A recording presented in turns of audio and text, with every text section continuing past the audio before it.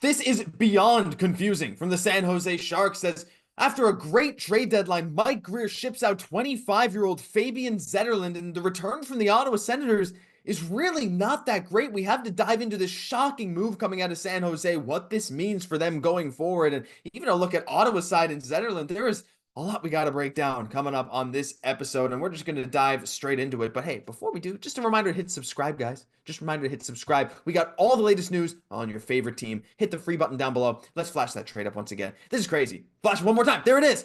To Ottawa, Zetterlund, Robins, and a fourth. To San Jose, Zack Ostapchu, Noah Gregor. Hey, welcome back. And Ottawa's 2025 second round pick.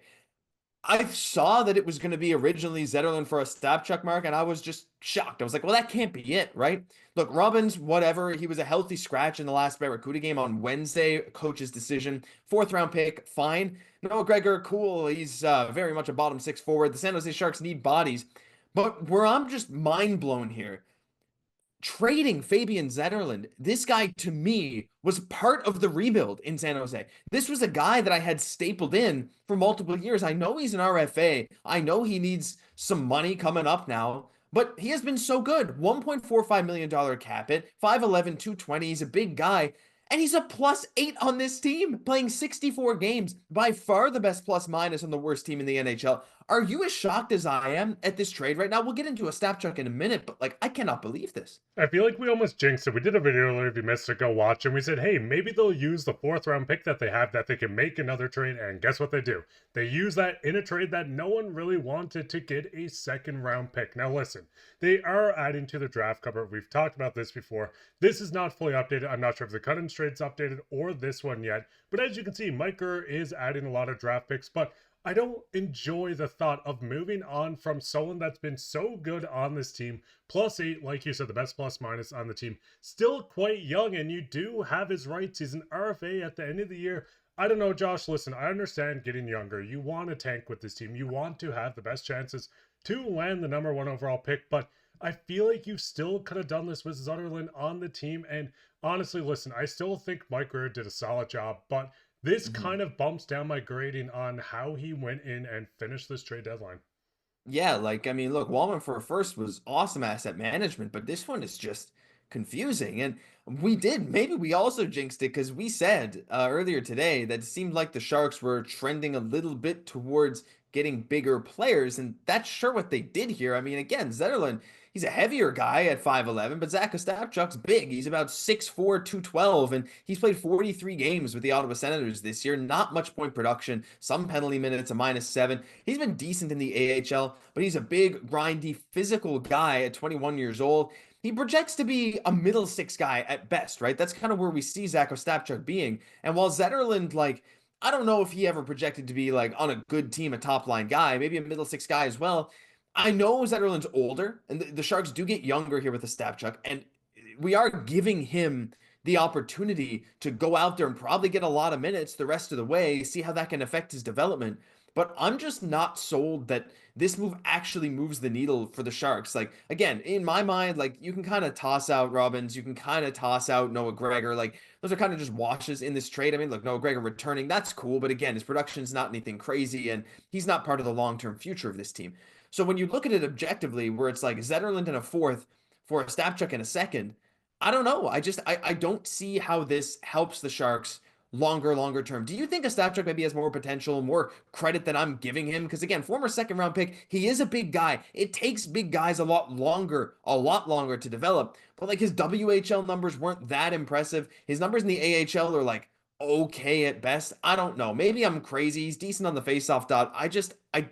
I'm gonna cheer for him. I just don't see the upside. I think the biggest thing is, listen, they do get a tiny bit bigger. Yes, you're losing out on some skill, but he is signed for one more year after this on a entry-level contract, pretty much. So you do save a bit of money. And listen, if Mike Grier goes into this offseason, use the extra cap space that he was going to use on Zetterlund, they could have been super far away on their contract negotiations. Maybe this was a deal that had to be done, but overall, a one-for-one swap, obviously your second-round pick, and you give up a fourth, but I think it was better off to keep Zetterlund. Listen, from elite prospects, just looking at This guy on its own, he seems like a decent play driver. He can move the puck pretty well. He can skate past his opponents, deke past his opponents.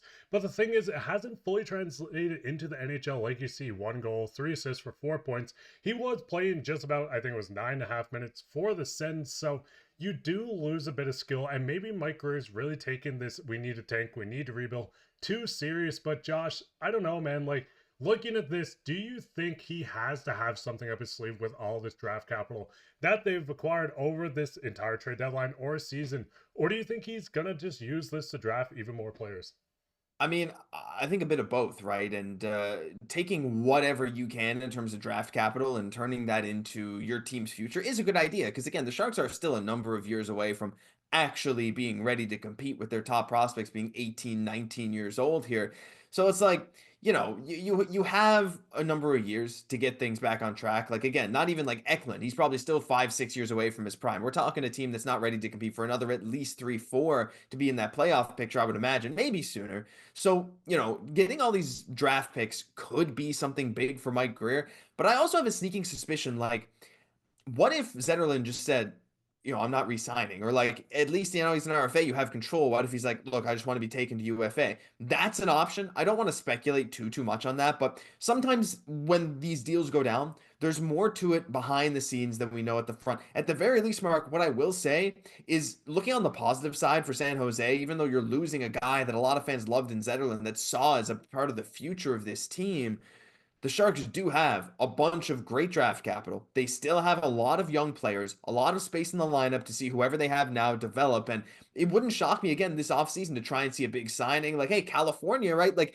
the Sharks don't often go out and get these big name free agents, but it's maybe not out of the question if you get a chance to play with Celebrini and Will Smith, this kind of thing. So, I don't know. Having the stuff they do for trades is great, trying to look on the bright side. I just can't help but think they could have gotten more for Zetterlund. I think that's where my main issue lies. Yeah, the biggest thing is we've seen this as a huge buyer's market. We've seen teams giving up first round picks. I mean, the Toronto Maple Leafs did it for Scott Laughton. But the biggest problem with this is you need to fill this lineup out. Obviously, they had to bring back guys. Noah Gregor probably replaces Cunnin somewhere in this lineup. He knows the team pretty much, well, as many faces as he can remember at this point. Mm-hmm. But with this, it does get confusing. Like you said, maybe Zetterlund looked at them and said, hey, I want $7 million. Mike Grier didn't feel comfortable, so they felt like they had to move on from him. Yes, you have control, but the last thing you want is a contract that extends past the beginning of the season. Then you get stuck with a player that's not ready. I don't know. I'm trying to make as much sense, and I'm sure everyone watching this is. But I mean, looking at this, Josh, how much do you think Mike Grier values these draft picks compared to maybe using them just going out to pick up that big name instead of maybe even signing someone? Hard to say. I mean, I think the Sharks are probably a little ways away from making these big trades, but I think it does depend as well on how fast. I mean, look, Celebrini already looks like a star, but how fast guys like Will Smith develop, and when you get Sam Dickinson coming up, how fast he develops, and so many of these other guys like Chernyshov, who's looking unbelievable in the OHL. There's a lot of big question marks that are going to be answered within the next 2, 3 seasons for San Jose. And having this extra draft capital, look, it's never a bad thing to go out there and have that kind of stuff to either pick a bunch of players, trade the players later, or trade the picks for players that you think can be a big part of your future. We'll just have to wait and see, but we want to hear what you guys have to say down below. This one really confusing me, beyond confusing. Let us know your thoughts on Zetterlund for Ostapchu Plus down below, because that'll do it for this episode. If you enjoyed, leave a like, comment, and subscribe to the channel. Quick reminder, it's completely free, and we got you covered all season long. I'm Josh Goss, my co-host, Mark Pye. We'll catch you in the next one.